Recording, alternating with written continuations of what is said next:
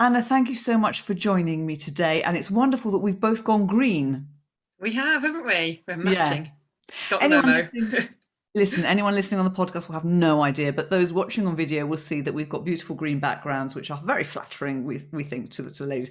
So listen, and I've got to ask you before we start. Before I met you and before I heard you speak, I had never heard of marathon kayaking. How did you discover it? Yeah, so you're not alone. Most people have never heard of it, and I have to admit, it wasn't one of those sports that I was going, Mum, please take me kayaking or marathon kayaking.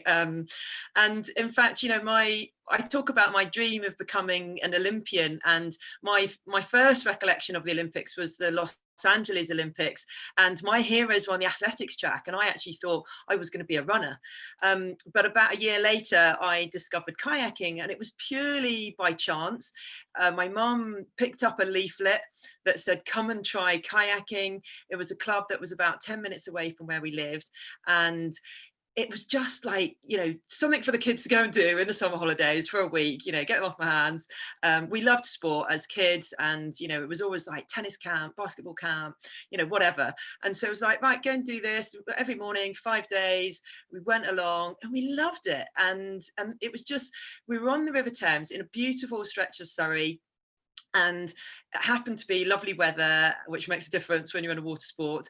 And the club was one of the best clubs in the country at the time. Not that that was a thing, because I was just a beginner, but as time went on, I loved the competitive nature of what I was able to do, because first of all, it was just about splashing around on the River Thames. We're in kayaks and with other kids, and we just had so much fun out on the Thames that summer, because I kept going after that first week.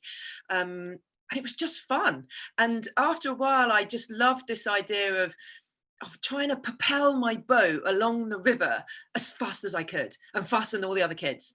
And that's what got me. And it was a club where we were racing all the time, racing in training, and then we do a club race at the end of the week. And I could race, we can compete every week, and I loved that. So it really played to that competitive nature, and it just grew from there, because I was able to go and compete at local races, and then county, and then national, and it just grew. So that's where it began. Actually, brilliant, absolutely fantastic, and good on your mum. So tell me, with regards to marathon kayaking, is it the same distance as as a marathon on land? No, well, so there used to be, back in a long time ago, right at the beginning of my career, actually, the marathon race was 26 miles. But over the years, it got shorter and shorter. And when I was racing towards the end of my career, it was 22 miles. And the reason it got shorter as they were trying to make it more akin to the time that it takes for an elite male or an elite female runner to run a marathon. So in the end, we were around 2 hours 20 minutes for that race. So they were making it shorter, and also it makes it easier for spectators and things. So yeah, so it's a little bit shorter than a running marathon now. Okay, so listen, something that's fascinated me about you, obviously you've got a competitive nature, you've said it, and that's partly why you've been so successful. But when you started in this sport, you were told you didn't have the physicality to be a champion marathon kayaker. Is that right? And what does that mean? What physicality did you need to have that you didn't have? Yeah, so I was in love with this sport, and then one day, the head coach at my club, he took me aside and said, "I don't think you're ever going to be big enough or strong enough to ever be a great kayaker." And I was like, "Really? Who's he to crush my dreams? Who's he to tell me I'm never going to be a great kayaker?" And he was the team GB coach as well as our club coach. He was a team GB coach. So it was quite devastating to hear. But, it's an upper body sport. So being taller, bigger, long limbs, that's an advantage. And I was quite short and small and skinny. So I wasn't the typical or normal physique of a kayaker, and that's where that came from. But do you know what? I think in the end, it almost played to my advantage, because not being normal made me work harder. I was like, right, then I'll just get stronger. And I worked really damn hard in the gym. In fact, at the peak of my career, I was the strongest girl in the gym, on the bench press, on the bench pull, all the exercises we used to do. I was the strongest, because I was like, I'm going to make sure that no one ever says that to me, that I'm not strong enough to be here. So it really made me determined to go to work harder. And also, the other thing that it made me do is that kayaking is quite a technical sport. And so if you can become technically efficient, it's about body to weight ratio. So if you can be technically efficient, then you can compete being slightly lighter in the boat and smaller. You've got an advantage. So I really worked hard on my technique to make sure that I could compete, I could have an advantage there. So I think kind of helped that those comments in the beginning, but it really made me determined to focus on what I could do, what impact, where could I have impact. I mean, that's fascinating because that could have crushed somebody, but for you, it really made you determined. So, was that? Would you say that was the biggest setback that you faced in your career, or have you had other, you've had others, haven't you? I have indeed, yeah. I mean, and that was just at the beginning, that comment. But the biggest setback that I had was when I was really at the peak of my career. I was 25 years old and I suffered an illness called chronic fatigue syndrome. And that illness left me devoid of energy for 2 years. It's an illness that there's a lot of mystery and mystique about it. The doctor said there was no cure, um, there was no treatment. They said I should just rest and wait. They also told me I would never race again. And I was scared, I was at the point where I couldn't, my muscles ached to the point where I couldn't hold my hands up here to wash my hair in the shower because it was too painful. And so I was like, what if the doctors are right? And, I was dropped from the team, my lottery funding cut. I was like, what if they're right? And I never get better, what will I do? So yeah, that was a big setback for me and a big challenge that I had to overcome. My God, I mean, that is really scary. The fact that you don't know when you're going to come out of it. It's a little bit like what we're going through at the moment with pandemic. When will we come out of it? Was there an end? Will we be this forever? Sorry, I digress. But how do you get the mindset to overcome that? How do you overcome that? So there's a few things I think that help. And I remember when I was really in the depths of the illness, a friend of mine, she said to me, said, Anna, how could this be worse? And I was like, what do you mean? This is like as bad as it gets. I'm midway through an Olympic cycle. I'm 6 months away from the World Championships. This illness is preventing me doing what I love doing, what I do for a living. I'm an athlete. This is what I've trained for all my life. How could this be worse? This is devastating. So the question kind of threw me in the beginning, and then I thought about it and I was like, you know what? I'd read stories of other sufferers of CFS who they were bedridden. They were confined to their houses. And luckily, my symptoms weren't as bad as that. But as bad as my symptoms were, it made me realize that actually things could be a whole lot worse. And yes, this is preventing me from living my life the way I want to right now. But by thinking about how it could be worse, it actually helped to change my perspective. And it made me grateful for all of the things that I had and that I could do. And so I really encourage other people to, when they're going through a really tough time, to actually even write down how could all of list all the things that could be worse in this situation. And it really helps. And the other thing that I think is really helpful is that I just had to accept it and then move on, because yeah, I didn't like the illness. I hated it, but I had to accept it. It's a bit like, you're talking about COVID. It's a bit like, no one's loving, I don't think, the lockdown restrictions that are being imposed due to COVID-19. But we kind of have to accept it. And I'm not talking about resignation. I'm talking about accepting that this is my current reality, and have to accept it, because I didn't like the illness, but I had to accept it. And fighting it wasn't getting me anywhere. And so I had to accept that this is a situation. And when you accept it, or what helps to accept it is sometimes to get it off your chest, to express what you're feeling, whatever's bothering you. And that helps to accept it. And then when you've accepted it and you've learned from it, whatever that adverse situation is, then you can move on. And that's the critical part, is moving on and asking yourself, what can I do now? And you kind of formulate a plan. And really, usually you only have two options: either stay where you are with the same problem, or cut your losses and formulate a plan to move forwards. And that plan is really critical for moving forwards. So there's been a couple of my tips. That sounds like my 2020, actually. Thank you very much for that. Accepting what's going on. What can you do moving forward? And that you've summed it up perfectly. Brilliant. Thank you for that. I should have asked you about that before. So one of the things that you say is really vital is confidence when it comes to high performance. So your confidence must have been completely knocked having come out of an illness. Okay, you began to recover. You got your performance back. But how do you overcome taking such a huge knock to your confidence? Yeah, so it is hard, and my confidence was really low in the beginning, but it's about taking small steps to build it back up. And one of the biggest things that I always use, whether it was coming back from the illness, or just failure from a race, or a couple of bad time trials, is previous successes. We've all got a bank of previous successes and past experience or successful experiences, and it's about using those as a resource. Because if you have when you perform any kind of task successfully or challenge, it generates confidence. And then when you can recall it, it boosts your confidence again. Because if you've had a bad experience, it's human nature that when you come to do that same experience again, you're going to recall the failure, and that's going to diminish your confidence even further. So I would used to use that bank of past experiences, so that when my confidence is low, I'm just recalling all of the brilliant time trials I've done. I've recalled all the previous brilliant races I've done, and then that's what helps me in the moment to go, do you know what, I've got all of this proof. This is evidence. It's like a bank of evidence that yes, you can do it.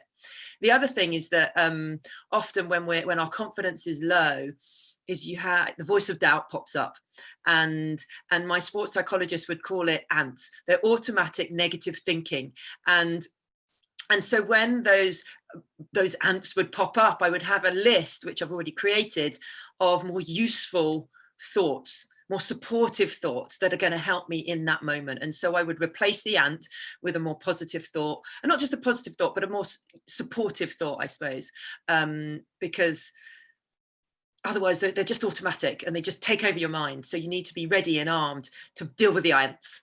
And that's one of the tricks that I use. Ants, deal with the ants. I like that. It does make me think about ant music, and I've got that in my head Around, now. Yeah, deal with the ants. Good. I love that. So obviously, in your career, you mentioned that you had a coach who said that your physicality wasn't right, and that motivated you to, work harder. But there must have been coaches and managers that motivated you in different ways. How important is it to have a coach as a sports person, and maybe even in business as well? Do you recommend it? yeah, absolutely. So, I was pretty highly self-motivated. But my coach also played a big role in that. And I think what was important is that he understood me. He had an awareness of how to get the best out of me. And he knew what motivated me. He knew what was a driver for me. And for me, one of my big drivers is a sense of achievement, no surprises there. And so I needed lots of short-term goals that I could aim for. We had the big end goal, but there were lots of shorter-term targets to aim for. And they gave me a real sense of accomplishment. Because you know what, when you're training, it's really intensive training, hours and hours of training, and it's the depths of winter, and you get outside, and your muscles are aching from the session the night before, and you get out onto the River Thames. Sometimes you have to break the ice, your hair's turning to ice because the snot's freezing to your face. It's a really good look. That is when you need a powerful short-term goal to get yourself out there and push your body to the limit. And that's what kept me going, and my coach knew that, and he knew what made me tick, and he was able to tune into that to get the best out of me. But what was really great about that particular coach is that he also knew that all of his athletes were different, and we're all different. We all have different drivers and all have different motivators. And for some people, it was more about a desire for recognition. For others, it was about, being a part of a team every day, getting up to go training because I want to connect with my teammates. And it's the same in a business environment. As a leader, when I work with leaders, I encourage them to identify what motivates them and what motivates their team, and then they realize that it's not the same thing, and it's illuminating, because then they go, oh, that awareness is allowing me now to tune in to that driver for that individual. And that raises motivation and it raises productivity. So a great coach or leader in business will have awareness of others, what their strengths are, what their motivations are, and their attitudes. And that's really key. Fantastic. So talk to me about it when you're in a doubles situation. So you also competed in doubles and you went to the Olympic Games. You've got a world title in that too. How is it different? Because you're saying you're motivated already. How's it different when there's two of you who might have different motivations, who are now trying to be a high performing team? Well, so the first and most important thing about a high performing team is that we're aligned. We're aligned in our vision and we're working towards the same goal. And therefore, so we're both heading in the same direction. We know where we're going, why we're going there, and how we're going to get there. So that's the first most important thing is about a team. But then, yes, then, I might need certain things on a daily basis, like those small goals. My training partner, for her, it might be more about, there was the Jessica Walker, who I raced with at the Olympic Games. For her, she needed a lot of recognition and recognition that she was doing things right, recognition that her technique was improving. And so he had a different approach with her. It wasn't about, yes, you've achieved this goal and this goal. It was more about, what's the progress that I'm making on a daily basis? Am I almost like praise, I suppose, as well. She had a high need for that.